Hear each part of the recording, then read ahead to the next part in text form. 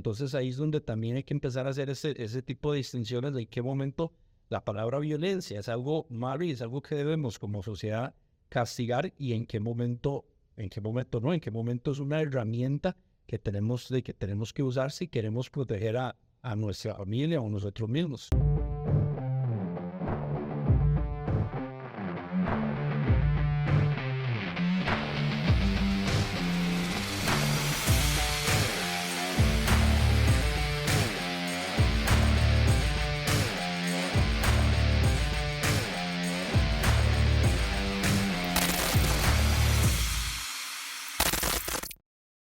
Bien, ¿cómo están, señores? Carreras, presas, ¿verdad? Normal de San José. Saludos a todas las personas que nos están observando hoy en el cuarto episodio ya. Gracias a Dios, Eric. Ha habido bonita aceptación, ¿verdad? Muchas gracias por acompañarnos nuevamente a todas las personas que están observando, van a observar en algún momento esta conversación y recordarles que somos 3 personas normales, comunes, en una conversación enfocada en temas que hemos identificado como temas de interés y que nadie está hablando de estas cosas y gracias a Dios hay muchas personas preocupadas y poniendo atención semana a semana cada uno de los temas que les estamos trayendo con mucho gusto. Eric, y eso que vos comentás ahorita para ir arrancando con el episodio, es eso, ¿verdad? Es tal vez decirle a la gente que aquí no venimos a criticar, sino que lo que venimos es a analizar y a realizar algún tipo de conversatorio y evidentemente cuando tenemos invitados y nosotros tenemos alguna posibilidad de generar algún aporte un poco más profundo, pues así vamos a llevar la conversación, ¿verdad? Antes de iniciar con el tema del día de hoy, recordarles a las personas que nos observan que le den a la campanita, ¿verdad? Que le den like a la página, en la primera línea de defensa, que le den suscribirse, ¿verdad? Y que nos sigan ahí en las distintas plataformas en donde eventualmente vamos a estar subiendo más contenido. El día de hoy vamos a conversar un poquito del tema de la violencia social. Violencia social, sí es algo que está como muy a flor de piel, ¿verdad? En la sociedad ahorita lo tenemos, creo que no solo nosotros, lo veo casi que a nivel mundial, ¿verdad? No sé si han visto todo lo que pasó en Francia recientemente, pero me parece que no es un fenómeno, ni siquiera podríamos decir de Latinoamérica, es un fenómeno global y pues queremos analizarlo tal vez un poco por tal vez lo que nos corresponde a nosotros acá, pero es un tema importante porque tiene muchos factores ahí que se pueden estar metiendo dentro de lo que está contribuyendo al tema de la violencia social, que es lo que vamos a conversar con tal vez algún par de casos ahí de estudio que vamos a ver ahora. Violencia social, se puede hablar mil cosas, pero sí creo que es importante rescatar, y es una sensación que no sé si ustedes también comparten, y es que la gente está cansada, la gente está harta de ver tanta delincuencia, tantas situaciones que muchas veces no llegan a nada. La gente, como ya lo mencioné a título personal en otro programa, la gente se está poco a poco dejando de creer en nuestras fuerzas policiales, en nuestro aparato judicial y en nuestro sistema penitenciario. Cuando atrapa a un delincuente y a las 2 semanas sale libre, o cuando condena a una persona por asesinato y al año, a los 2 años sale libre, todo ese sinfín de situaciones hace que la gente quiera tomar la justicia por sus propias manos. Y si le aunamos una pizca de sensación ya de estrés, de crisis a nivel económico, familiar, social, eso lamentablemente desemboca en violencia. Es como esa ruta de escape de muchas personas cuando esa gotica que riega o desborda el vaso se genera en muchas situaciones, ¿verdad? En la casa, en la carretera, en el trabajo, en cualquier situación. Juan Elgue decía la semana pasada que estuvimos hablando un poquito fuera de cámaras, creo que la palabra clave que él daba era la palabra frustración, y eso lo comentó él la semana pasada y me quedó ahí. Ahora que vos estás mencionando eso, él comentaba el tema de la frustración que está viviendo muchas personas hoy en día, que es como un detonante, es una válvula ahí que en cualquier momento, pum, estalla, y que es lo que estamos viendo pasar mucho hoy en día. Me parece que es uno de los factores que son son claves ahorita para esto que estamos viviendo, el tema de la frustración que está viviendo la sociedad en todo lado y que estamos expuestos ahorita, ¿verdad? Yo quiero tal vez también sentar una oportunidad de análisis de evaluar lo que es el tema de la violencia social, pero no solamente desde el enfoque negativo, sino que cuando también es aplicable, ¿verdad? Y digamos, el punto sería, muchas veces estamos viendo lo que vos decís, Eric, que hay delincuentes con impunidad, ¿verdad? Que verdaderamente hacen pues sus fechorías a diestra y siniestra y el ciudadano se encuentra indefenso. Entonces, pues también hay que tener ese balance, ¿verdad? Que lamentablemente tienen que haber personas preparadas en la violencia para eventualmente ejercer algún tipo de control sobre los que no lo hacen por bien, ¿verdad? Si bien podríamos decir que el tema de la violencia se puede convertir en un bucle, en una espiral, ¿verdad? Y decrecida, entonces al final de cuentas vamos a terminar todos mal, pero sí también hacerle ver a las personas que no es que todo caso que sale en las noticias que necesariamente fue una agresión o demás, necesariamente va ligada a una injusticia, ¿verdad? O sea, hay un agresor y hay un agredido. Y hay que buscar las causas y estudiar cada uno de los casos y poder decir, bueno, es que ese caso en específico se dio por eso. Ahora, lo que nos compete de manera social, lo comparto totalmente con ustedes. Creo que es un sentimiento ya a nivel social, una representación, un desahogo, es como un grito de auxilio, de que la gente ya está cansada de ver muchas cosas, Eric. Yo creo que de los pilares que mencionaste ahora, en la parte de las fuerzas del orden, ¿verdad? Del sistema judicial y de la parte penitenciaria, yo me iría todavía más a otro atrás, que ya hace tiempo la población le perdió la fe, que es a la parte política. También. ¿Verdad? Porque, o sea, ya desde hace tiempo se le viene achacando a la clase política en general, por lo menos en este país y creo que a nivel de Latinoamérica, que los resultados no han sido por lo menos los que prometen, ¿verdad? Porque no vamos a juzgar desde la ignorancia, nunca hemos estado en un puesto político como tal, pero yo creo que sí quedan debiendo, o sea, y eso le genera todavía más frustración a la gente porque dicen, bueno, estamos creyendo con ese tipo de promesas y a veces no llegan, ¿verdad? Entonces, todo eso se suma, el delincuente cada vez está más impune, hay más delincuentes, son cada vez más violentos y al final de cuentas sería un llamado a la justicia, lo que está haciendo a veces sería como una justificación, tal vez verlo desde esa parte. Sí, es que la corrupción, sin entrar en otro tema, ha permeado cada uno de los estratos sociales, gubernamentales, y esto genera todavía más desconfianza en el aparato estatal. Si nos vamos más atrás de la política, hay gente que ya no confía en el sistema educativo, empezando por los niños, y eso es gravísimo porque la desintegración social que se puede venir dentro de unos 10 años con los futuros menores que ya pasan a ser mayores de edad y empiezan a trabajar y demás, de ahí va a ser peor la situación de lo que estamos viviendo en este momento.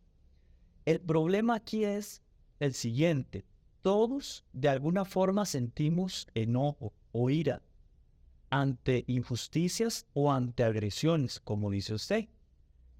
El tema es si es justificado quitarle la vida a una persona, por ejemplo, por solo el hecho de que me está viendo feo o solo el hecho de que me hablo mal. ¿En qué momento la vida de la otra persona pasa a ser como la forma Sí, la moneda de cambio. Exacto, ¿cómo puedo tomar la vida de otra persona versus algo que tampoco me estaba a mí, digamos, Sí, lo que yo siento que es un derecho, que tal vez lo estaba haciendo, entonces ahí podríamos verlo, que hay gente que ya, por buscar justicia, cobra venganza. esa es la palabra, venganza? Porque cuando hay venganza no hay, por ejemplo, una defensa, no hay legítima defensa. La venganza es otra cosa. Y acordémonos, sin entrar mucho en temas legales, que para que haya legítima defensa tiene que haber una agresión y tiene que ser razonable y tiene que un sinfín de elementos. Pero si un día yo voy caminando por la calle y un tipo siente que porque yo camino muy recto, le estoy agrediendo, le estoy ofendiendo y me amenaza y me golpea, esto me permite a mí o me activa la posibilidad de yo poder, por ejemplo, sacar un arma y dispararle o quitarle la vida. ¿Hasta qué punto tenemos la capacidad de tolerar la agresión que podamos realizar? Y no quiero justificar ni generalizar, pero y es que la gente está cansada. Y existe algo también en el derecho que se llama el estado de emoción violenta, que se altera conforme más presión social hay, conforme más presión individual pueda tener yo en determinado día, puede activárseme ese estado de conciencia que me nubla por completo y puedo quitarle la vida a una persona. A como puedo nada más decirle, aléjese de mí y yo me retiro ante X o Y situación. Yo no sé si ustedes lo ven así, pero la pregunta sería, ¿cuántas personas que lamentablemente han tenido que hacerlo o que les ha tocado vivir, en realidad lo hacen de manera voluntaria, tomar, por ejemplo, una vida que nos estamos yendo a la parte más extrema, ¿verdad? Hizo algo y eso tuvo como consecuencia la pérdida de la vida de una persona. O sea, ¿cuántas de esas personas verdaderamente sí lo hicieron con la intención de hacerlo? Porque hay muchas personas que, típicos pleitos en la calle, ¿verdad? De vehículos, a nivel de tránsito. Entonces se baja uno, insulta al otro, se pelean, uno mata al otro y ya después vienen los arrepentimientos, porque en realidad creo que nunca fue la intención hacerlo. Entonces es como eso lo que te referís, ¿verdad? Que es un estado emocional que supera lo que es la razón de la persona y termina teniendo consecuencias. Y entonces eso se suma a la estadística y ya por eso hoy estamos hablando de violencia social. Creo que ahí es donde también hay que recalcar mucho la importancia de lo que es el control de las emociones, que hoy en día es algo que se le ha tal vez como perdido un poco el enfoque, y en la gran mayoría de los eventos que vemos de este tipo, en lo que no hay propiamente una intención de quitar una vida, pero es el digamos, el lamentable desenlace de una situación en la que no hubo un debido control de emociones, que eso es lo que sucede en la calle todos los días, ¿verdad? Lo vemos todos los días. ¿Por qué se da? Bueno, por lo que estabas comentando, lo que veníamos hablando de todo ese cúmulo de factores, pero esa falta de trabajar en la parte de control de emociones es lo que lleva a ese tipo de escalada de la violencia, ¿verdad? No es lo mismo, bueno, yo voy manejando y se me atraviesa una persona inmediatamente, yo me puedo molestar, pero ¿hasta qué punto voy a llevar esa molestia, ¿verdad? Me voy a enojar, ok, tal vez pego 4 gritos dentro de mi carro, pero me va a dar para irme por delante, para bajarme, para pegarle. Ahí es donde esa carencia de esa destreza de control de emociones, que es algo que también va dentro del tema de la cultura defensiva, ¿verdad? Aprender a controlar las emociones, y yo creo que a todos en algún momento nos ha costado, tal vez más que otros, ¿verdad? Hay gente que se sube muy fácil, hay gente que es más pasiva y que tal vez no se da tanto a ese tipo digamos, de aumentos de la ira o de la cólera, pero es algo que todos los que estén en este entorno de la cultura defensiva tenemos que trabajar, porque en cualquier momento un desliz de un tema emocional nos puede llevar a algo que nos arrepentimos el resto de la vida, ¿verdad? Que es algo, bueno, que vamos a conversar ahora más adelante, que hay un ejemplo muy claro que lo tenemos muy reciente de una persona que por un desliz en un momento de ira ya se arruinó lo que le queda de vida, ¿verdad? Lo que resta de vida, por la carencia de ese factor de control de emociones, que es algo que todos tenemos que trabajar y todos tenemos que ir desarrollando. Y es que qué difícil, Esteban, porque ahorita usted me dice, yo trabajo en el control de mi ira y de mis emociones. Y todos intentamos trabajar eso, pero imagínese un día que usted va manejando con su esposa y sus hijos, y un chaval de la nada, un conductor se baja y le empieza a golpear el vidrio, y saca un bat de béisbol y le está dando al carro. ¿Qué hacemos si también tenemos la presión de cuidar a nuestra familia o a otras personas? ¿Cómo controlar ese momento, por más que digamos que podemos controlar? Bueno, es que también ahí entra el tema de que en qué punto es o en qué instancias es pérdida del control de emociones, y en qué instancia puedo pasar a un caso de legítima defensa, ¿verdad? O un estado de necesidad de proteger patrimonio, proteger a mi familia, proteger mi integridad. No es lo mismo ser yo el que detona en bajarme del vehículo a ir a golpear a alguien más, a ser yo el que recibe eso y esa violencia de parte de una persona que no tuvo ese control de emociones. Entonces, claro, ese viene una escalada de eventos ahí que vienen en bola de nieve, pero ya ahí hay que hacer una diferencia entre lo que es un problema de falta de control de emociones y a dónde tengo yo que, como decía Eduardo, que emplear violencia, porque es que también hay como un concepto muy equivocado en muchas partes de la sociedad de que la palabra violencia es mala. La palabra violencia como tal no es mala. O sea, no es que decir violencia es algo malo, y eso es algo que yo, o mi hija, vieras cómo me cuesta, porque a veces les dan cosillas en la escuela de, digamos, no a la violencia, no sé qué, entonces son oportunidades para enseñar, ¿verdad? Y yo tengo que enseñarles, no, es que no toda la violencia es mala. Y el ejemplo más sencillo es este. Si yo estoy en mi casa y rompe un intruso a querer causar a mi familia, ¿qué tengo que emplear yo? Yo no puedo salir con una banderita blanca y no, muchacho, tranquilo, dialoguemos. Aquí no hay violencia. Aquí tranquilo, aquí no hay violencia. Yo tengo que ser violento para poder defender a mi familia. Entonces ahí es donde también hay que empezar a hacer ese tipo de distinciones de en qué momento la palabra violencia es algo malo y es algo que debemos como sociedad castigar, y en qué momento no, en qué momento es una herramienta que tenemos que usar si queremos proteger a nuestra familia o nosotros mismos. Ahora, hay varias cosas que tengo en mente de lo que ustedes comentan. Vamos a ver, nosotros somos, nos comportamos en sociedad. Entonces, ese juicio o ese castigo que hacemos sobre la representación o la acción violenta, ¿verdad? Lo hacemos nosotros como seres razonables, ¿cierto? Sin embargo, la violencia está en la naturaleza, o sea, es natural, ¿cierto? Podemos ver cómo un depredador naturalmente caza a su presa. Y un volcán cuando hace erupción es violento, el mar es violento. O sea, van a decir, sí, pero es que están comparando cosas que nada que ver. No, es que, digamos, vámonos a la procedencia como tal, incluso de la representación natural de la violencia.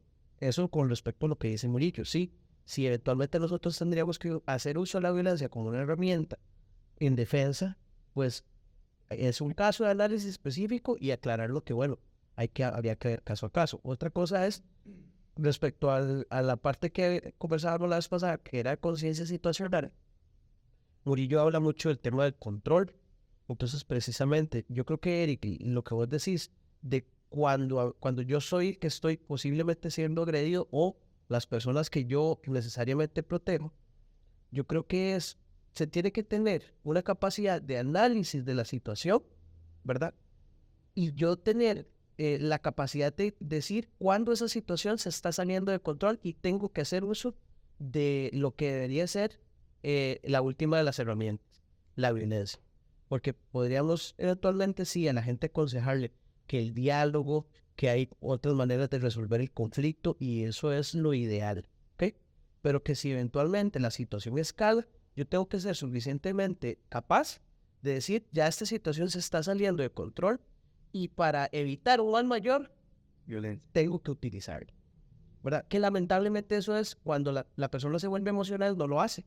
No pensamos en eso, ¿verdad? O sea, todo eso que debería ser fluido, porque tiene que ser fluido, no tenemos mucho tiempo, ¿verdad?, tomar decisiones, pero en ese momento la persona es emocional y dice, aquí lo único que a mí me queda es hacer esto.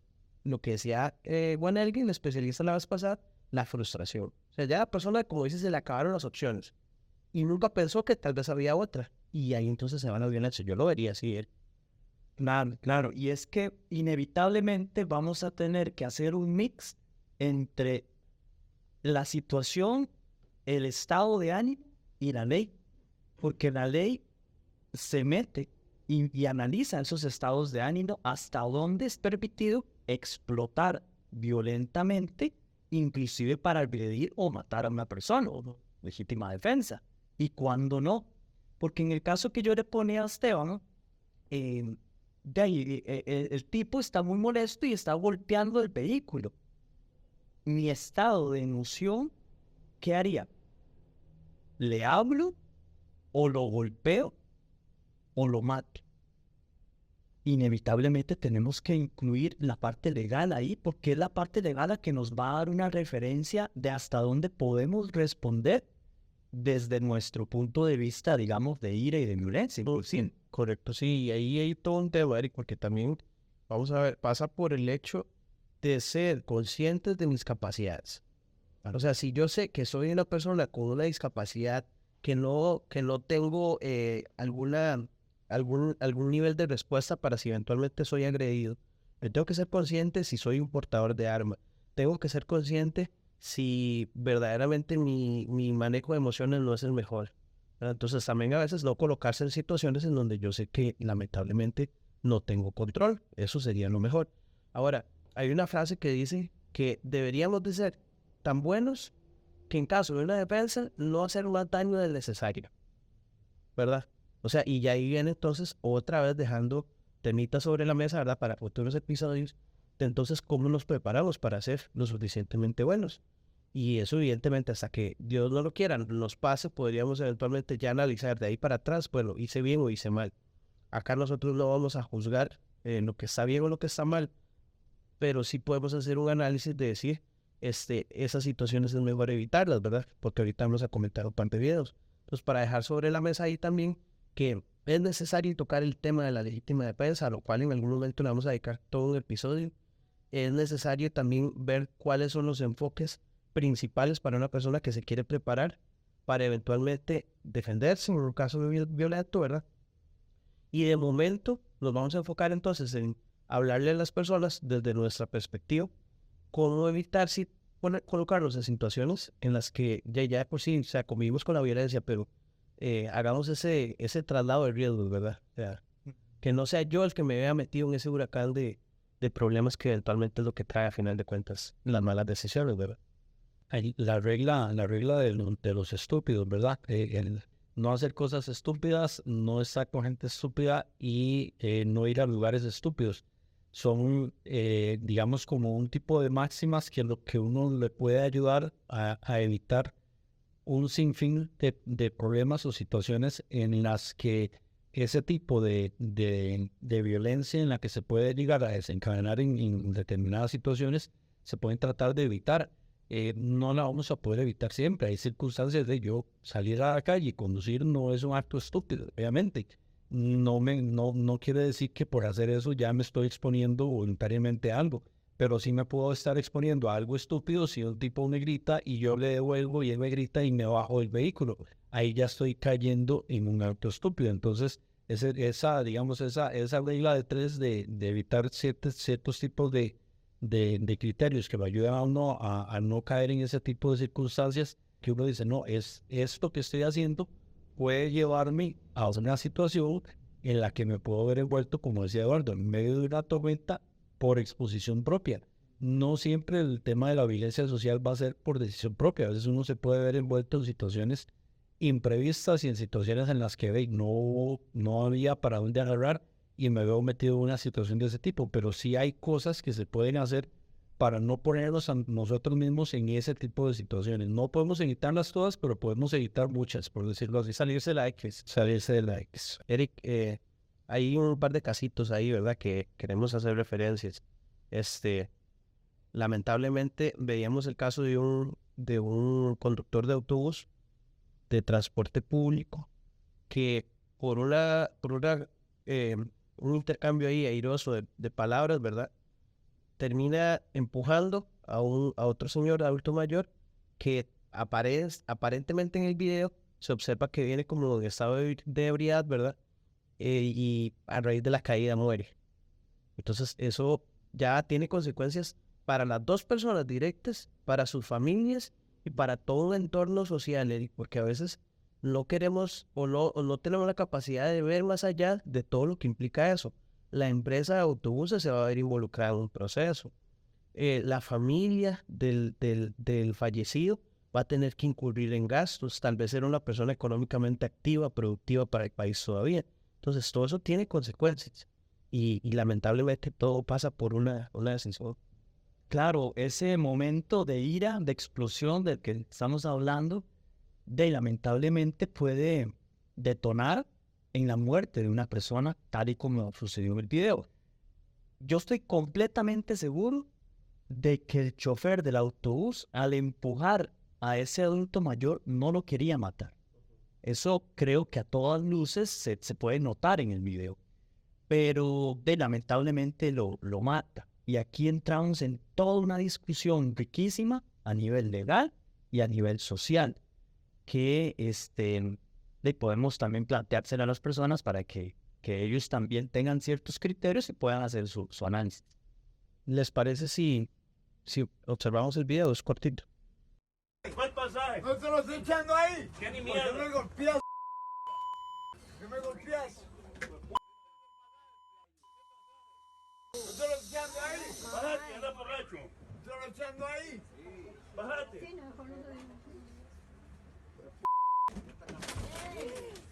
Ay, cuidado. Cuidado. Cuidado, señor. Ay, es un señor adulto mayor también. Yo también soy adulto mayor. Él lo empuja afuera del bus, correcto. Sí. Pero si quiere, déjenle un toque porque también es importante dejarlo, porque el mae dice, yo también ya estoy cansado, yo también estoy harto. Si quieren, puede seguir.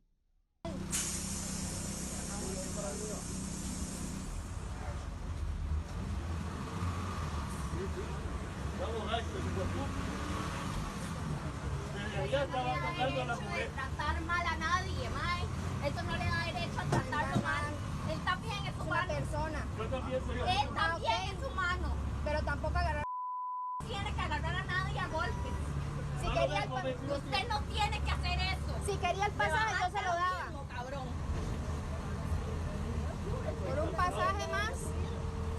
Ya estoy cansado de ti.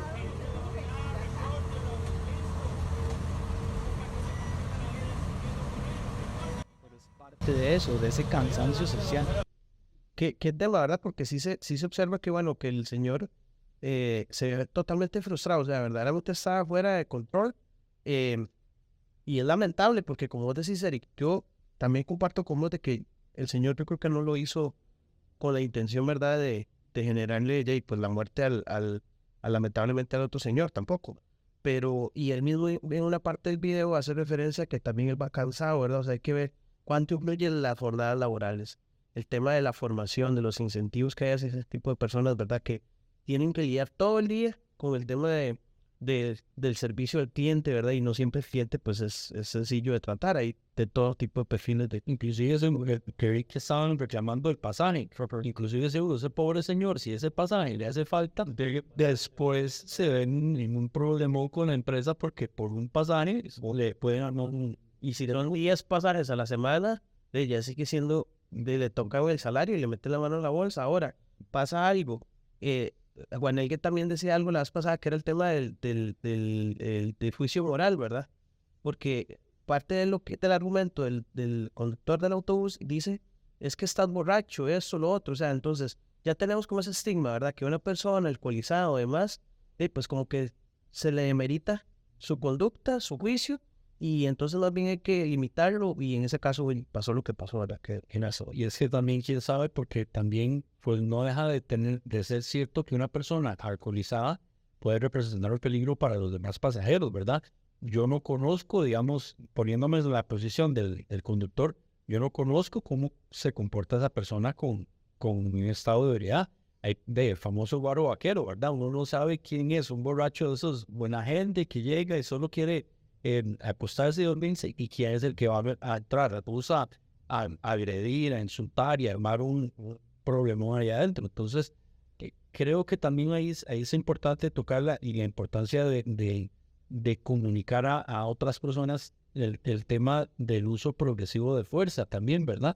Porque el tema de una persona alcoholizada en la calle, en vía pública, nos puede pasar a cualquiera, pero hasta qué punto va a llegar uno a ejercer una, digamos, violencia física contra alguien que no representa realmente un peligro para mi vida, digamos, para mi familia. Si voy con mi esposa, con mis hijos en vía pública y me aborda una persona alcoholizada que nada más está entablando conversación y está insistiendo, ok, ¿cómo le habla? Perfecto, ok, no, está bien, no entiende así. Bueno, para eso tengo una herramienta no letal, por ejemplo, el gas pimienta, que me permite resolver situaciones en las que no le voy a causar un daño permanente, pero me permite a mí abandonar esa situación de peligro de forma segura.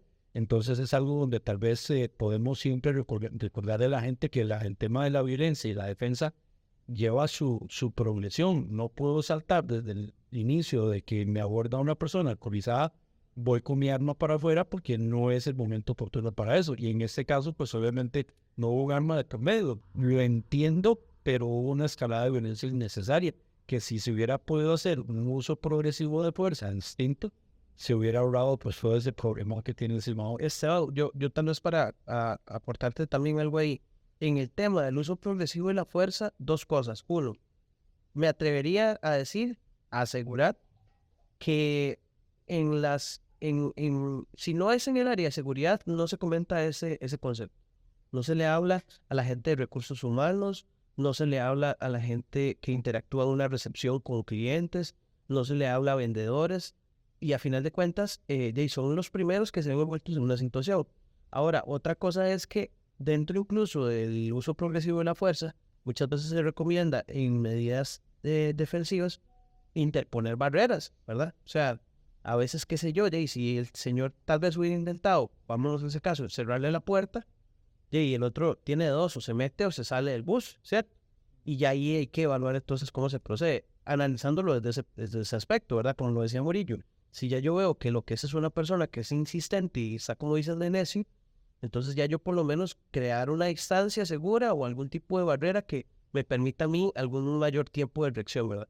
Pero eso también son temas bonitos para evaluar después cuando hablemos un poco de seguridad personal y medidas ahí de protección y en primera y tercera persona.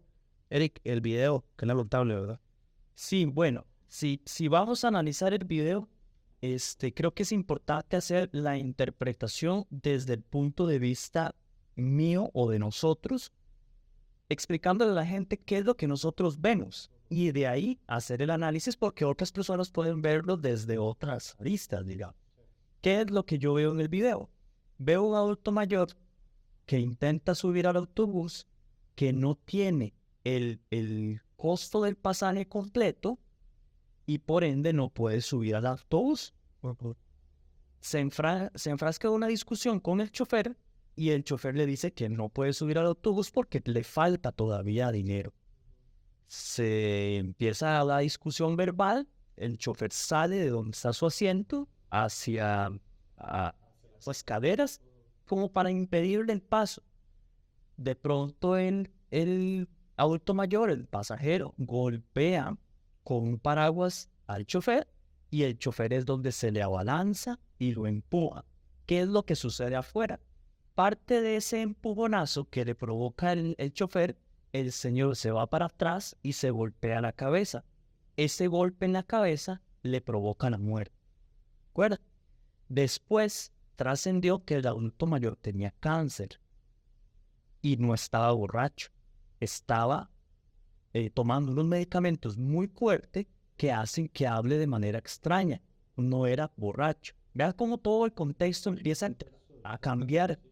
Y todo eso en un juicio es importantísimo, porque como les digo siempre, en un juicio se analiza lo que pasó y todo el contexto que no es alrededor. Y eso hace que cambie. Eric, me corregiste, pero hay una frase que dice que también un juicio no es lo que pasó, sino lo que se logre demostrar. Correcto, lo que se logre demostrar que pasó en el momento y también alrededor, ¿verdad? Porque no estaba borracho. Y vean cómo el no estar borracho puede cambiar y puede mandar a la cárcel a una persona, puede absorberla por completo. Sí, así, ahí era donde iba entonces el apunte mío de muchas veces cómo se generan esas etiquetas de que, es que está alcoholizado, entonces tengo que tratarlo como una persona totalmente distinta y tal vez yo no sé la condición de esa persona, ¿verdad? Yo no sé cuál es su estado emocional, yo no sé si verdaderamente, como decís vos, es incluso, ¿cómo se llama? Alcohol lo que consumió. Un caso muy sonado que de hecho tiene referencia por ahí, más adelante lo podemos analizar, fue el de aquel conductor, Alejandro Rueda. ¿Recordás que tuvo una colisión y lo que aparentemente tuvo en realidad fue una hipoglicemia, no necesariamente que estaba alcoholizado? Ya incluso hubo un juicio social, ¿verdad? De que andaba borracho y casi yo creo que le quisieron pegar y demás. Entonces, de este tipo de situaciones son las que tenemos que recalcar a la gente, o sea, basémonos en cosas, en este tipo de casos, para pensar un poquito mejor las cosas. Es complicado, ¿verdad? Porque hasta qué punto puedo yo determinar, por ejemplo, yo en la posición del conductor, yo lo escucho y yo veo, como decía el otro día Bonner, que cuando las acciones de la persona no van de la mano con lo que uno considera como normal, y ahí uno puede partir como que hay un problema de desasociación cognitiva y uno parte de que, ok, hay algo que no está bien, pero ¿cómo hago yo para determinar si eso que no está bien es por medicamentos o es por, digamos, lo manórico, que es un tema, digamos, de alcoholización? Que ahí tal vez es donde tenemos que empezar con el tema de control emocional, porque entonces ahí sí tengo que ver cómo me regulo yo mismo para no desencadenar en algo tan violento como esto, para poder manejar con lo que yo creo que es una persona alcoholizada, ¿verdad? Porque a mí me aborda una persona así en vía pública, yo con mis hijos, no voy a tener el tiempo ni voy a perder tiempo tratando de preguntarle a la persona, ok, bueno, usted me está hablando así porque está medicado, me está hablando así porque está tomado, explíqueme, señora, a ver, no hay tiempo, no se puede, hay que tomar una decisión rápida, ¿verdad? Pero ahí es donde entra mucho el análisis, ok, ¿cuáles son las decisiones adecuadas para ese tipo de situaciones? Yo creo que Murillo ahorita dice una palabra muy importante, decisiones. Entonces, yo soy del pensar que la toma de decisiones es un proceso de que obviamente te puede cambiar la vida en segundos, ¿verdad? Pero que eventualmente incluso también hay la forma de prepararse para tomar decisiones. Y yo soy del parecer que uno toma decisiones en función de ser consciente de sus capacidades, ¿ok? De ser consciente de sus sesgos morales, ¿ok? Y eventualmente también de cuáles son, pues, eventualmente las consecuencias de lo que yo voy a hacer. Si yo no valoro esas cosas, Eric, en 2 toques estoy metido en un problema. Porque ahí, digamos, como dice Esteban, vamos a ver, si yo espero que esa persona me llegue muy cerca, pero yo no soy consciente de que soy capaz o no de defenderme si fuera una agresión, entonces lo voy a dejar llegar. O todavía soy consciente que sí lo puedo contener, entonces digo yo, bueno, ok, entonces voy a jugar con esa liga, ¿verdad? Esa banda elástica de ir estirando y encogiendo, siempre volviendo a los consejos anteriores de ser desconfiado. Pero si yo no soy consciente de mis capacidades, tengo un manejo emocional, como dice Murillo, o no. Si yo no soy consciente también de cuáles son esos sesgos morales míos, porque muchas veces estamos criados dentro de una casa muy religiosa, ¿verdad? Entonces nos dicen que todo eso es malo y yo estoy haciendo juicios de algo que no necesariamente es lo que está pasando. Y después, si yo no valoro las consecuencias de mis decisiones, y qué crítico, ¿verdad? Sí, es que qué difícil porque hay que analizar esos 3 conceptos en un segundo, muchas veces. Hay que agarrar todo eso y no da tiempo a veces. Por eso es que insistimos mucho en el entrenamiento, porque el entrenamiento permite abrir un poco la mente, salirnos de la caja y ver las cosas un poco desde arriba para intentar tomar buenas decisiones. Pero es que hay miles de millones de situaciones diferentes y es difícil resolver. Nunca vamos a entrenar, por más que lo hagamos, para cada una de esas situaciones. Sí, no, y estamos claros. Y de hecho eso también, pues cabe recalcarlo, todos somos humanos. De ahorita nosotros estamos pues tomando un proyecto de exposición pública y mañana, Dios no lo quiera, ninguno de nosotros se va a involucrar en una situación, pero somos humanos, o sea, estamos expuestos al error, o sea, venimos ya con la imperfección natural, entonces lamentablemente, ¿qué es lo que nos queda, Eric? Pues prepararnos, intentar ser las mejores personas que todos los días podamos ser, ¿verdad? Y intentar no equivocarnos. De nuevo, yo estoy de acuerdo con vos. Por lo menos mi cierre de análisis de ese caso, creo que el Señor no lo hace adrede, ¿verdad? A querer matar al otro, pero sin duda es algo que no se tiene que dejar pasar desapercibido, porque ya la muerte de esa persona y el proceso que va a enfrentar el otro tiene que dejar aprendizaje, tiene que hacernos un llamado a la conciencia y decir, bueno, estas cosas no es del primero ni el último caso, y puede que mañana o hoy en la noche pase otro, pero si no lo traemos en la mesa y no lo debatimos, no lo analizamos, se van a seguir pasando sin pena ni gloria ese tipo de situaciones. Ahora, hablando del tema de no medir las consecuencias, creo que es importante tener un pedacito de esta conversación para valorar cuáles son las posibles consecuencias de eso. Entonces, ahí era donde quería tocarle el hombro a Eric, que nos comente un poquitito del aspecto legal, qué se puede esperar en una situación de este tipo, porque el otro día, cuando esto estalló, que fue la semana pasada, escuché un término legal que yo no había escuchado mencionar anteriormente, y uno tal vez repasa mucho cosillas de legítima defensa, estado de necesidad, y ese término yo no lo había escuchado mencionar, que me parece que es un término importante para el tema de esta parte defensiva. Entonces, ahí tiro la pregunta, en el aspecto legal, ¿qué se puede esperar o qué puede esperar este señor? Porque eso es un homicidio, ¿verdad? Es un homicidio, pero ¿qué tipo de homicidio? ¿Qué va a esperar ese señor ahora con una situación tan complicada, ¿verdad? Ok, desde la parte legal que ya dijimos es fundamental porque tenemos que analizar las consecuencias también legales. Una persona puede creer que se está defendiendo cuando realmente se está convirtiendo en un agresor, y de defenderse a ser absuelto en un proceso a convertirse en agresor e irse 10 años a la cárcel es una línea muy, muy delgada. Para los que se pueden estar preguntando, pero entonces, ¿qué va a pasar con el señor legalmente hablando? Y después podemos analizar otras situaciones rápidamente, como las otras opciones que tenía el señor, que todo eso, al fin y al cabo, el juez lo va a valorar. En el derecho existen varias formas o varias clasificaciones del homicidio. Por ejemplo, el homicidio simple.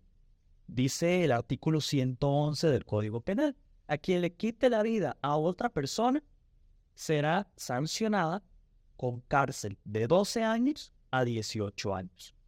Después habla el artículo 112 del homicidio calificado. A quien le quite la vida a otra persona siguiendo ciertas condiciones será sancionado de 20 años a 35 años. ¿Cuáles condiciones son lo que hace calificado el homicidio? Si se mata a un menor de 12 años, si se mata a un policía, si se mata a una persona a cambio de una remuneración, si se mata a un pariente, a la esposa, si se mata a una persona con un veneno, un montón de situaciones que agravan la situación, ¿de acuerdo? Y el artículo 117 habla de los atenuantes de un homicidio. Y existen 3 posibilidades de atenuar un homicidio. En primer lugar, el estado de emoción violenta, que ahí podemos empezar a acercarlo un poco a la situación del chofer. Y es un análisis que ya nuestras autoridades, los jueces, el fiscal, el defensor van a hacer. ¿Estaba o no estaba el el chofer en un estado de emoción violenta? Si se logra determinar que sí estaba en un estado de emoción violenta, que nubla por completo su discernimiento de lo que está haciendo y las consecuencias de sus actos, podría eventualmente atenuársele la pena. Requisito número 2 para poder atenuar el homicidio: la pretirintención, que ese es el término al que se refería Esteban. Cuando una persona actúa de una manera y el resultado es diferente y es más gravoso, ejemplo, yo empujo a Eduardo y mi intención es solo empujarlo, pero Eduardo se cae, se golpea la cabeza y se muere, como pasó con el adulto mayor. La intención es fundamental dentro de ese análisis jurídico. La intención no era matar, pero lamentablemente se mató. Esa es la preterintención. En palabras sencillas, eso es un atenuante también. ¿Qué permite el atenuante del homicidio? Si el homicidio simple es de 12 a 18 años, el artículo que permite la atenuación, digámoslo así, de la pena, se califica de 1 año a 6 años. Dicho de otra manera, muy probablemente la fiscalía va a acusar al chofer del autobús por un homicidio. Este homicidio lo va a intentar acercar a la parte de las atenuantes por la preterintención, porque como les mencioné al principio, está claro, me parece a mí, que el empujonazo no era para matarlo, era para que no se montara al bus. Pero vea qué complicado es el derecho. ¿Qué pasa si el chofer del autobús le dice, te voy a matar, y lo empuja?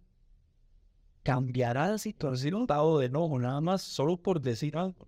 No se muere. ¿Cómo puede cambiar una palabra en la situación? Porque ya cambia la intención, porque es la base fundamental de la preterintención para valorar si quería empujarlo o quería mandarlo. Y ya es un mecanismo probatorio porque él mismo, con sus propias palabras, se puso en eso. Está manifestándolo. Entonces, vea como una palabra puede cambiar todo. Y si existe la voluntad de matarlo, lo podemos sancionar de 12 a 18 años. Si no existía la voluntad de matarlo, o sea, solo era un empujado, entonces de 1 a 6 años. Vea cómo cambia el derecho porque cambia la intención o la voluntad. Muy probablemente entonces él va a ser procesado por un homicidio atenuado. ¿Atenuado por qué? Por esa preterintención o ese estado de emoción violenta, que al fin y al cabo los dos son atenuantes. Le permiten al juez bajar la pena de 1 a 6 años. No necesariamente lo van a mandar 8 años. Entonces, va a haber un análisis muy interesante, porque si condenan al señor 3 años, no se va al centro penitenciario. Pero si no tiene Sí, hay ciertas condenaciones, hay ciertas condiciones. Pero si lo condenan 3 años y un día, se va al centro penitenciario. Hay que valorar ese estado de emoción violenta, tal vez. Y es el adulto mayor también, y eso es lo que lleva a ser peligroso. Y como también les hemos mencionado, y va a sonar feo, porque se le pone un costo a la vida de cada persona. Lamentablemente, no es lo mismo empujar a una señora embarazada que caiga y que muera el bebé y la señora, a empujar a un adulto mayor que tenía cáncer. Y suena feísimo y suena inhumano, pero es que en el derecho es así, es tajante y se analiza todo eso. Sí, tiene que haber una métrica, o sea, alguna forma de medir las cosas. Por eso hay penas, por eso hay sanciones de mínimos y máximos, porque el juez tiene que valorar muchas cosas ahí. Entonces, posiblemente, para los que se pueden estar preguntando qué le va a pasar al adulto mayor, inicia un proceso penal hediondo, muy feo, posiblemente de muchos años, a menos que él acepte su error y se convierta en un abreviado. Y él eventualmente podría ser juzgado o recibir una sanción tal vez de unos 4 años, 3 años. Hay muchas cosas que valorar. Yo, en lo particular y en lo personal, creo que los jueces tienen una presión también social, donde tienen que enviar un mensaje importante a la ciudadanía. ¿Cómo se envía ese mensaje? Con ciertas condenas que impliquen la cárcel, porque si no, ¿cuál va a ser el estribo de muchas personas? Entonces aquí cualquier persona puede empujar a otra, matarla y no se va a ir a la cárcel. Entonces hay que tener mucho cuidado con eso. Y en el estudio de las consecuencias, entonces, la tarea para nosotros queda en empaparnos de ese tipo de temas, no quedarnos con lo superficial de la noticia, sino quedarnos en la tarea de estudiar, de leer y dar seguimiento. Porque si no, entonces, ¿cómo hago yo para dimensionar las consecuencias de algo que pasó si no las conozco? O sea, la gente se queda en lo más básico, que es un muerto y uno que va para juicio. Y eso sin valorar, Eric, todo lo que es el suplicio ético, moral, interno que va a tener la persona que lamentablemente se vio involucrada, en este caso el conductor. Dos cosas en relación a eso que decís. En la era de las redes sociales y de que todo el mundo graba los videos y todo, todos nos hemos convertido en expertos en todo, en casi todo. En fútbol, en defensa, en política, un sinfín de cosas. Hay que tener mucho cuidado porque necesitamos tener la información completa para poder dar un criterio, para poder juzgar. Porque en redes sociales mucha gente decía, es que era un adulto mayor, entonces no tiene por qué hacerle eso. Perfecto. Pero el chofer también era adulto mayor y el chofer recibió un golpe con un paraguas. Y el chofer tenía una presión de años de estar trabajando como chofer y el tema de que le pagan poco y tiene que pagar lo que no pagan los pasajeros. Y por otro lado, no quería matarlo tampoco. Entonces juzgamos a una persona muy fuerte cuando le aseguro, Eduardo, que la mayoría de personas hubiéramos tal vez actuado un poco impulsivamente. No estoy diciendo que yo, pero tal vez yo hubiera tal vez empujado a una persona que me quiere agredir con un paraguas. Ya que interesante. Otro tema importante, y esto el juez lo va a tratar en este caso en específico. El juez va a sentar al chofer y le va a decir, ¿usted tenía alguna otra opción para poder actuar en relación a esa situación? Y si lo analizamos un poco más profundamente, las empresas de autobuses tienen que tener sus protocolos, inclusive de actuación en caso de que una persona no quiera pagar los 250 colones que vale el bus. Por ejemplo, ¿podía el chofer del autobús quedarse sentado y no arrancar el autobús y llamar a la fuerza pública? Podía hacerlo. ¿Podía el chofer del autobús cerrar las puertas e impedirle el acceso antes de llegar a ese punto de empujar? Todo eso se analiza en un juicio. Lo que pasó, lo que pudo haberse hecho y todo el contexto que hay alrededor. Lamentable, sí, la muerte de una persona, porque nunca vamos a celebrar ni a justificar la muerte de una persona, pero hay muchas cosas que analizar y que profundizar en todos los casos y todos los videos que todos los días nos llegan a nuestro teléfono y vemos en la tele, y muchas veces no juzgamos concretamente. Qué interesante entonces eso que decís, Eric, porque es un llamado entonces también a la parte comercial, empresarial, a comenzar a preocuparse por ese tipo de protocolos. Porque, o sea, entonces estamos hablando de que todo se deja muy por la libre a decisiones individuales y cuando se vienen las consecuencias, entonces todo el mundo critica. Y eso es lo que nosotros no queremos hacer. No estamos para criticar, sino para analizar, sentar precedentes y eventualmente que la gente pues se informe, instarlos a que entonces le den continuidad a seguir creciendo y mejorando, porque al final de cuentas no puede pasar eso nada más así. No, y es un análisis, ese tema de la parte legal es un análisis que es tan importante porque es un mundo muy desconocido, a pesar de que todos los días estamos expuestos a ver noticias y casi siempre pasa por la mente de uno, mira, ¿qué le irá a pasar a esa persona? Esa persona fijo lo mandan a la cárcel. Todo el mundo en algún momento pasa por ese, hasta los que no están metidos en esto, ven una noticia y, sí, va a ir a la cárcel. Pero ese análisis de entender todas las posibles repercusiones de una acción apresurada, de una reacción al calor de las emociones, es algo que es tan importante y uno lo ve, yo lo veo mucho en estos videos que están muy de moda de pleitos en la calle, de chamaquillos de colegio e inclusive adultos, dados en la calle y usted los ve y el tipo ya está en el piso, ya no está haciendo nada y va y le mete una patada.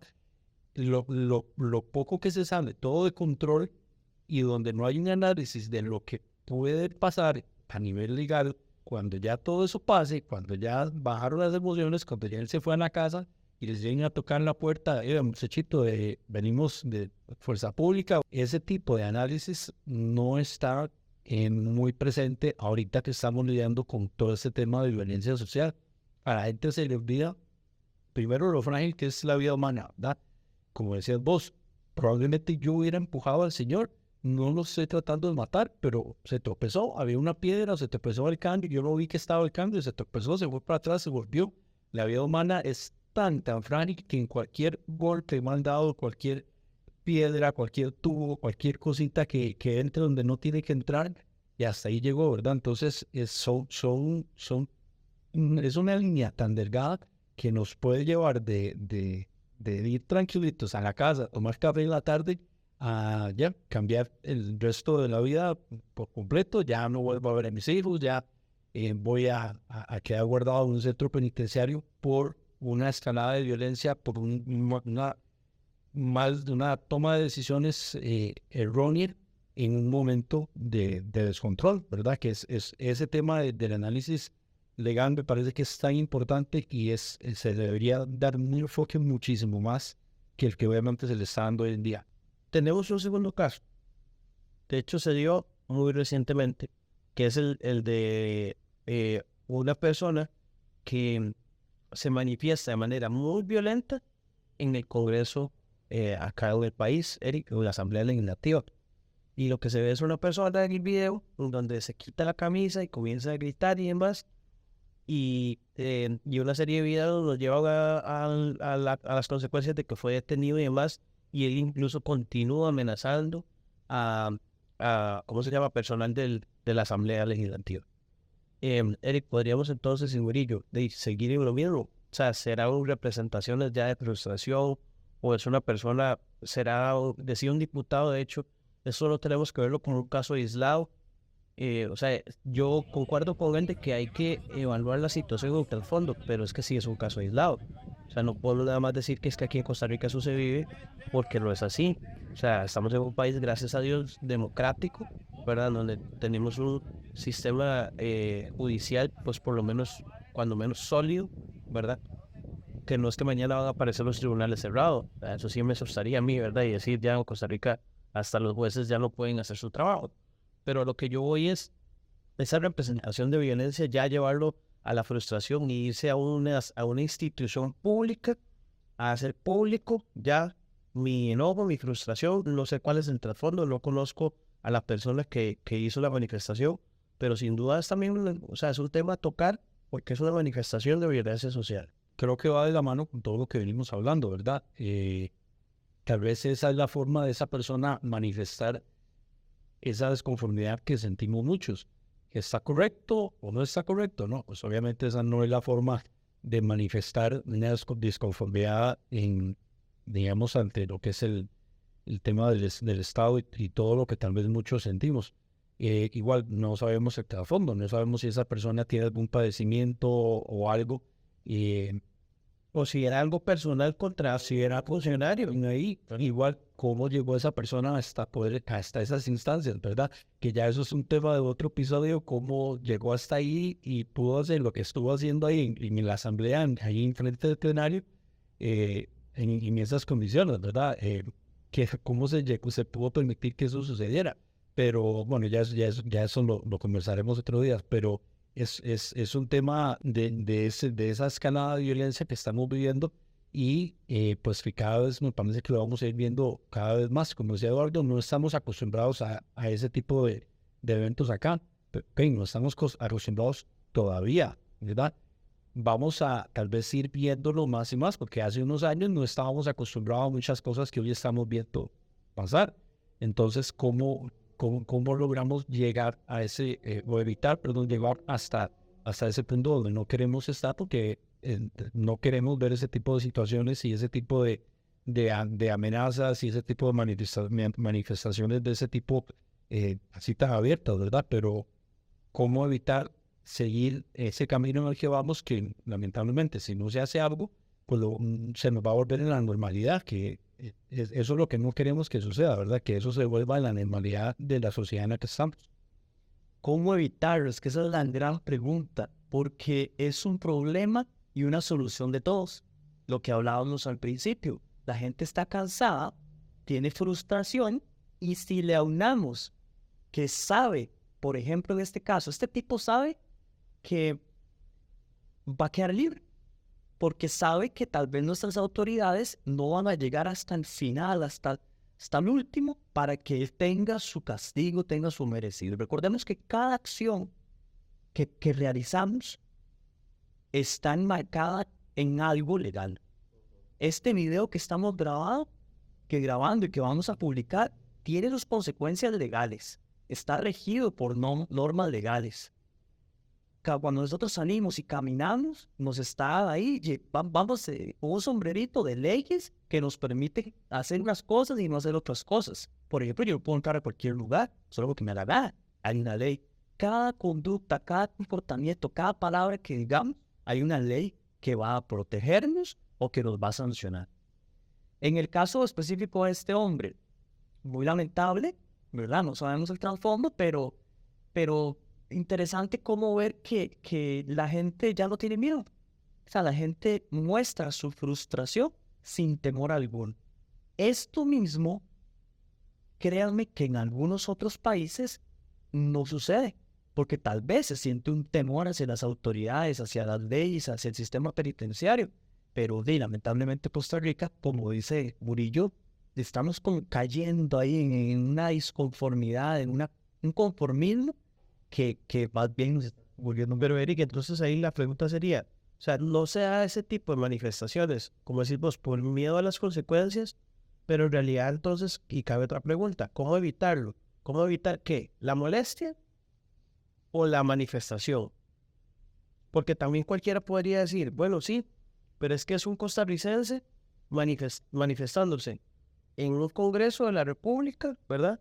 Y la acción, digamos que hasta cierto punto es tolerable si, por ejemplo, no hubiera golpeado los cristales que golpeó, ¿verdad? Y demás. Entonces, hasta dónde quitarse la camisa de manera pública en una institución pública es un delito, cuando también vemos que a veces se mide con diferentes varas.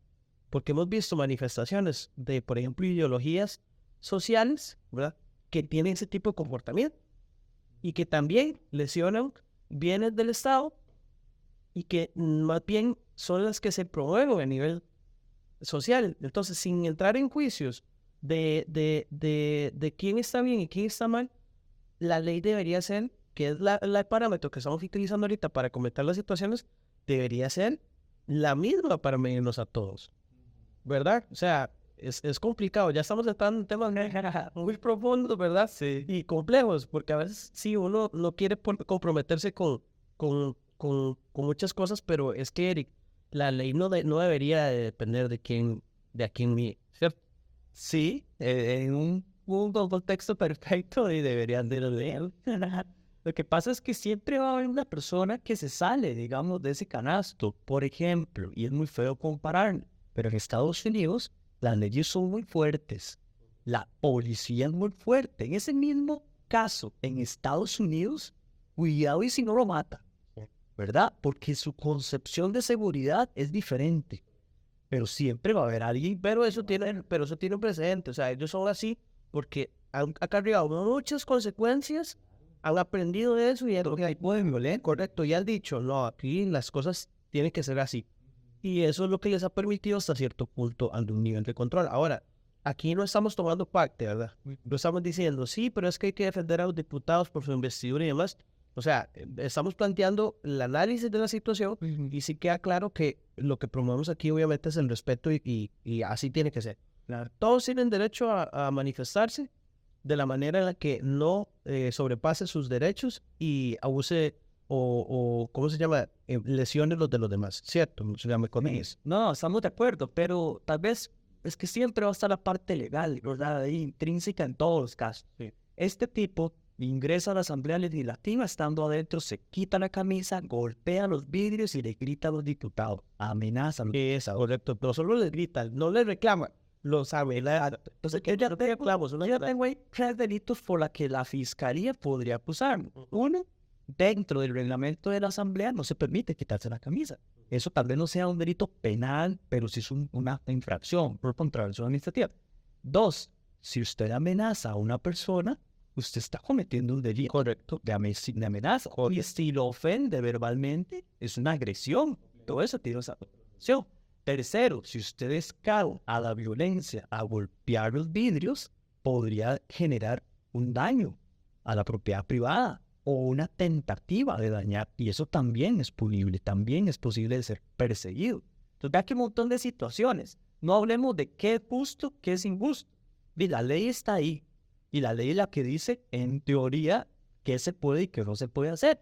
Pero el análisis más bien tiene que ir por este tema de cómo es posible que alguien se atreva a hacer eso y por qué lo hace. Porque sabe, está muy disgustado en primer lugar desde la parte de él. Y en segundo lugar, sabe que posiblemente no lo van a condenar, no lo van a juzgar, tal vez lo dejan libre al día siguiente, el proceso de 8 años y no va a pasar. Entonces, esa desconfianza que se ha generado socialmente hacia nuestras instituciones también juega un papel importante. Y ahora, hay algo preocupante, algo preocupante ahí, que es esa conducta precisamente se puede convertir en la inspiración de más personas haciéndolo, ¿verdad? Porque entonces yo estoy generando una conducta que hay algunos que me lo aplauden y otros que me lo critican, me juzgan, pero al final de cuentas siguen habiendo personas que dicen eso estuvo bien, eso estuvo mal, yo lo hubiera hecho así o yo incluso hubiera hecho más, ¿verdad? Entonces ahí sí es preocupante porque estamos ya incitando a la alteración del orden público, a agredir a personas, a personas que cuentan con una investidura, o sea, nos guste o no nos guste el pensamiento político y gracias a Dios hay diversidad en eso, en la Asamblea, pero o sea, son personas que están a final de cuentas también haciendo una labor ahí. Entonces no estamos para llevar esto a nivel personal, ni muchísimo menos elevarlo al punto de que quitarle la vida a alguien. Pero ese llamado entonces sí es preocupante, o sea, ¿cómo y qué vamos a hacer como sociedad para comenzar a controlar estos temas? Y es la pregunta del millón, ¿verdad? Como hacia él, usted no tiene la respuesta. Y yo no tengo la respuesta. Si no, yo... no sé si es algo que cabe hasta hablar de un tema generacional, ¿verdad? Porque mucho de lo que se puede trabajar empieza desde la casa, empieza desde la familia, desde los valores, desde la educación, pero eso no nos va a generar un cambio de a cada 2 meses.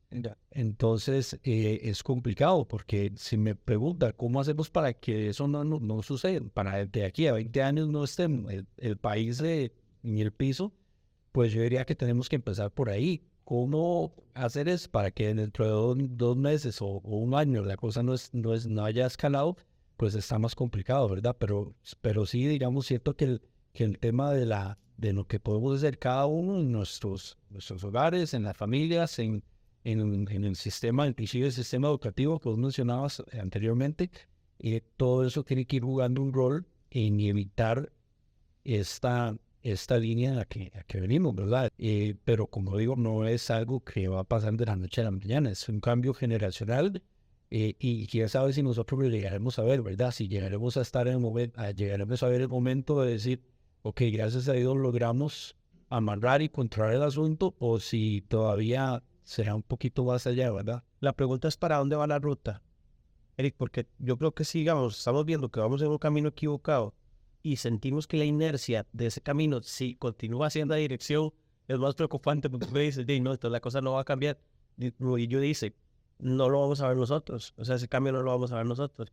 Ponerse a evaluar a veces al vecino, ¿verdad? Y decir, ¿cómo hizo Colombia para revertir tal vez tanto conflicto y tanta violencia manifestada a nivel social de aquellos años, ¿verdad? Que obviamente tenían todo ¿cómo se llama? Un análisis y algunas fuentes específicas de dónde provenía esa violencia, pero creo que por lo menos logró, si no es que mejorar, cambiar ese fenómeno, ¿verdad? Ahora, quedaron con todo un estigma, ¿verdad? Como sociedad, o sea, al colombiano ya se le vio diferente a partir de muchos eventos que se dieron, y en Latinoamérica, pues todavía hoy en día se habla de eso, ¿verdad? Entonces la pregunta más bien, nosotros como sociedad, ¿qué podemos comenzar a hacer? Yo lo vería, como dice Murillo, desde la parte de los valores. O sea, el costarricense siempre se ha jactado de ser un país de valores, de familia, y algunos dirán, bueno, pero es que ya viene el discurso conservador y demás. No, pero es que sí, es cierto, en esas épocas también se veían otras representaciones de violencia. Sí, había violencia intrafamiliar y a veces hasta sin control y demás, pero todas esas cosas se pueden cambiar y rescatar lo que sí era bueno, y seguir trabajando sobre la formación de los valores, como dice Esteban, desde pequeños. Yo creo que ahí es donde está la clave. ¿Cómo estamos tratando a las nuevas generaciones? ¿Qué les estamos enseñando? ¿Qué les estamos dejando? ¿Cómo lo vamos a hacer para que esas personas sean las que eventualmente el día de mañana digan, nosotros vimos el cambio, ¿verdad? Y se le acerco un poquito más. Se habla de Colombia. Y como tema también para este podcast, para un análisis bien profundo, ¿qué hizo El Salvador últimamente para mejorar la situación de inseguridad en su país? Que sea como sea, está dando resultado, ¿verdad? Bukele tiene gente que lo sigue, gente que no sigue. Pero ese análisis también es interesante verlo porque está más cerca de nuestra región. Y va para otro episodio, ¿verdad? En un episodio que se llama El efecto Bukele. El efecto Bukele, muy bien. Yo estoy muy preocupado. Si usted me lo pregunta directamente y tomando las palabras de Murillo, creo que no lo vamos a ver, ese cambio. Y es que era tan fácil identificar cosas que sucedieron en Colombia, en México, en Guatemala, El Salvador, Honduras, inevitablemente iban a pasar en Costa Rica. Inevitablemente eso va a suceder en algún momento. Muestras de violencia todavía más graves de las que estamos viendo en la actualidad. Y era tan fácil crear leyes, generar algún tipo de contención para evitar llegar a ese punto. Pero lamentablemente no lo hicimos. El tema de la educación y la familia y demás. Para combatir la criminalidad o la inseguridad en un país hay muchas formas de hacerlo. Pero el verdadero combate tiene que ver con la prevención. Y la verdadera prevención no tiene absolutamente nada que ver ni con la policía ni con las cárceles. Empieza desde la casa. desde los valores, los principios, la educación, con una sociedad que si se cumple con eso en la casa, debe darle oportunidades a las personas a nivel de educación, de trabajo, de esparcimiento, a nivel de religión inclusive, porque la religión también saca a muchas personas de otros lugares, de otras situaciones. Ese cambio, lamentablemente, es a largo plazo. Se necesitan muchos años, muchos políticos que quieran creer en este tema y muchas leyes que hay que cambiar o reformar. Y ahorita no hay ni la más mínima sensación de que alguien quiera seguir ese camino de la prevención. ¿Por qué? Porque es a largo plazo. Y si le corresponde a la política, a los gobiernos hacerlo, a ninguno le va a interesar intentar establecer una política de cambio, porque cada 4 años ya se van y tienen que dar resultados dentro de esos 4 años. Si no, todo va a criticar, va a decir que no hicieron nada. Entonces, lo que hacemos ahorita a nivel de seguridad o de inseguridad, a nivel del gobierno, es apagar fuegos, apagar fuegos. Alguien asalta, ok, vamos y lo atrapamos. Alguien viola, vamos y lo atrapamos. Eso ha sido la dinámica social, es una pura reacción.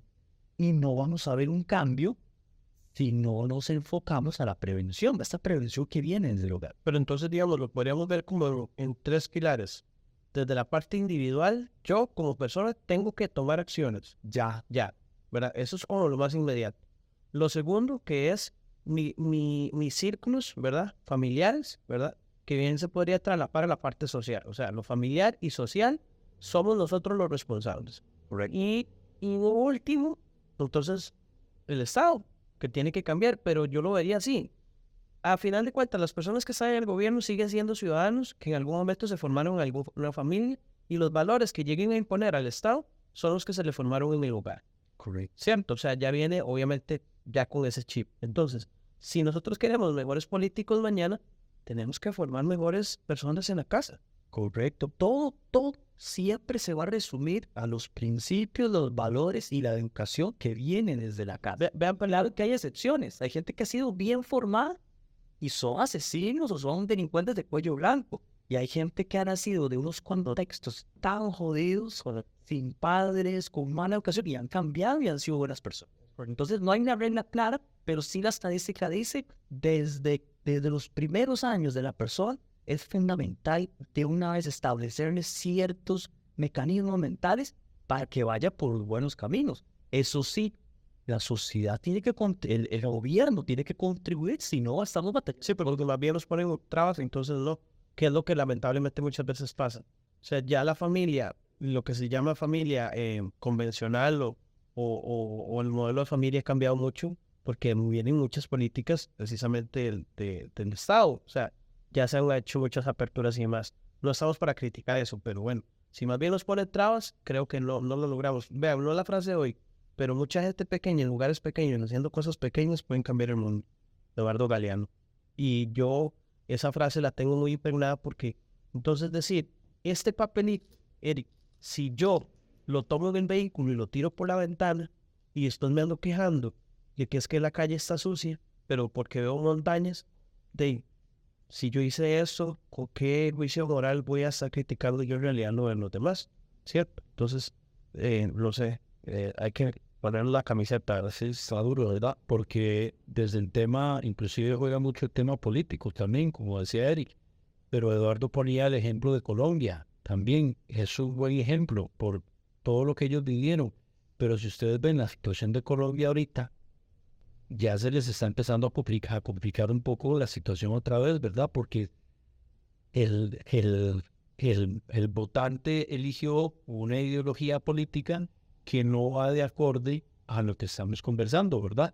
Entonces, ¿cómo puede también la parte política echar por el caño el trabajo que se ha venido haciendo a través de décadas, tal vez de ir arreglando un país que vivió situaciones muy difíciles y que empezaron, tal vez no estaban perfectos, pero empezaron a lograr mejoras, y un mal gobierno de una ideología que se puede llevar todo al piso, puede terminar echando para atrás todos esos años de progreso, ¿verdad? Entonces, hay hay muchos factores con los que hay que jugar para poder trabajar con ese tema de la violencia. Yo, de mi parte, tal vez, para ir cerrando, yo les haría una propuesta a las personas. Incentivar la mayor cantidad de oportunidades para los niños, ¿verdad? Hacer ese esfuerzo, esa milla extra de darles a ellos opciones en el arte, en el deporte, en las disciplinas, pero nosotros darles ese acompañamiento, Eric, porque lamentablemente si hay una brecha generacional que se marca, que dice que hay muchas personas que lamentablemente le exigen a las nuevas generaciones cosas a las que no necesariamente se les predica con el ejemplo. Entonces, a mí cuando me ha tocado compartir experiencias con niños en la parte de formación marcial, que yo les hablo mucho a los papás y les digo, vea, el primero que tiene que tener disciplina es el papá, porque el niño nada más emula lo que el papá hace o dice. Si el chiquito lo primero que hace es meterle una disciplina y el papá es indisciplinado, estamos mal.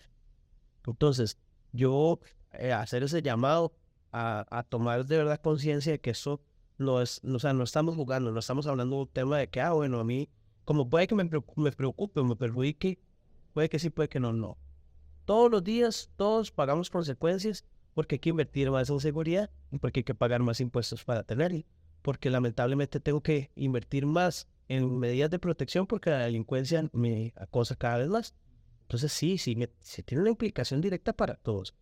Yo les diría, si yo pudiera recomendarle a todas las personas, metan a los niños a disciplinas, que ellos tengan esas oportunidades de desarrollarse como personas desde edades tempranas y conocerse a nivel emocional. Y, por ejemplo, las artes marciales le brindan a un cóctel de emociones que pocas personas experimentan en su vida, porque desde que está en una competencia va con miedo, va con ansias, si ganó se siente contento, si perdió se siente triste y tiene que manejar la frustración, tiene que hacer un contacto, ¿verdad?, con una persona manejando sus emociones, porque tiene que ser consciente que es una competencia, ¿verdad?, que no es algo personal contra esa persona. Y entonces ese niño va a crecer con muchísimas más herramientas en tomas de decisiones, ¿sí? Entonces, mi llamado sería hacia los que estamos hoy a cargo de formar nuevas generaciones, somos los que nos tenemos que poner la camiseta. Yo sé que vamos contra la corriente, pero si no, lamentablemente lo que vamos a dejar es más bien peores condiciones y eso fomentan un deterioro total social. No puedo repetir lo que dijo Eduardo porque ya me quitó lo que yo iba a decir, pero entonces, como segunda recomendación, entonces la recomendación que yo le haría a la gente que nos está escuchando es que se empapen de todo este tema del aspecto legal y los análisis legales que tienen todos los casos que vemos día a día. Que no nos quedemos, como decía usted, en el video que me llevó y el choque emocional que me causó en ese momento, y ya pasó, ya eso fue el día de ayer. Démosle seguimiento para entender todas las repercusiones que todas estas cosas que estamos viviendo y que estamos viendo día a día van a tener para esas personas que estuvieron involucrados ahí, que lamentablemente eso es algo que la prensa no nos da, ¿verdad? La prensa nos da el sensacionalismo, lo que pasó, el chofer mató a otro señor, pero ya, nunca sabemos en qué paró ese caso, a menos que nos dediquemos a estudiarlo, a menos que nos dediquemos a mostrar interés en ese tipo de temas para luego saber, ok, ¿qué fue lo que pasó? ¿Cuál fue la repercusión que tuvo esa persona? Entonces, ese sería tal vez la recomendación que quisiera yo dejarle a la gente y más, todavía más a los que están involucrados en este tema de la protección, ya sea por temas laborales, por temas personales, que lo tengan siempre reforzando, pasando y que no descuiden ese aspecto de estar siempre al tanto de lo que son los temas legales, porque eso es algo que nos cambia la vida de un día a otro. Ya el aspecto legal pues sí nos puede cambiar completamente lo que conocen. La violencia social. Somos víctimas indirecta o directamente, sea para bien o sea para mal, como ya lo vimos. La violencia ya está instaurada en todos y hay ciertos niveles de violencia. El llamado va a ser siempre a capacitarse, siempre a colocarse en situaciones tratar de hacer esas obras de teatro de qué haría si estoy en esta situación, cómo me comporto, cómo puedo resolver, siempre integrando 3 conceptos o 3 aspectos fundamentales que se enlazan. La parte operativa, estoy capacitado para poder reaccionar con un arma de fuego, con mis puños, con un cuchillo. La parte psicológica, cómo voy a reaccionar ante X evento. Sí se puede practicar, sí se puede intentar analizar un poquito más a pesar de esa situación que es muy rápida. Y la parte legal que es fundamental. Si entrelazamos las 3 en una micromilésima de segundo, créame que podemos de alguna forma salir ilesos o no irnos a la cárcel o por lo menos no herir inclusive a otra persona. Entonces, el tema de la violencia social es un tema muy amplio, de días de discusión, pero el mensaje es ese: capacitémonos, siempre busquemos aprender, escuchen siempre a estos 3 ciudadanos que tienen cierta preocupación y quieren transmitir estos temas. Y como siempre, muy agradecido, Eduardo Murillo, por el tema de hoy y esperemos que a la gente también le haya gustado. Sí, bueno, recordarles que entonces nos sigan, ¿verdad? Que activen la campanita, que le den suscribirse, que le den like a los videos, que ojalá los compartan también, ¿verdad? Porque todo eso pues los apoya, los motiva también, Eric. Nosotros, como cualquier persona, necesitamos algún nivel de motivación y ver hasta el momento, gracias a Dios, la respuesta a la gente, yo creo que nos tiene muy contentos, ¿verdad? Y es lo que nos tiene todavía aquí, con muchas ganas de seguir trayendo muchos capítulos. Para finalizar entonces el episodio de hoy, bueno, atentos ahí en las redes, ¿verdad? Donde estamos constantemente publicando ahí cositas. Por el tema de las rifas, ahí vamos a tocar, obviamente se publican ahí los ganadores y demás. Y la frase de hoy viene con tarea para que ojalá la gente lo busque, porque es una frase extraída de un texto, ¿ok? Y el texto se llama El samurái y la deuda. Es una anécdota muy bonita. Pero la frase dice: si tu mano se alza, restringe tu temperamento. Si tu temperamento se alza, restringe tu mano. De Richard King. Entonces, a tomar en cuenta, ¿verdad? Porque tenemos que ver a ver qué estamos haciendo y cómo vamos a actuar. Estamos, señores. Muchas gracias. Don Eric Murillo.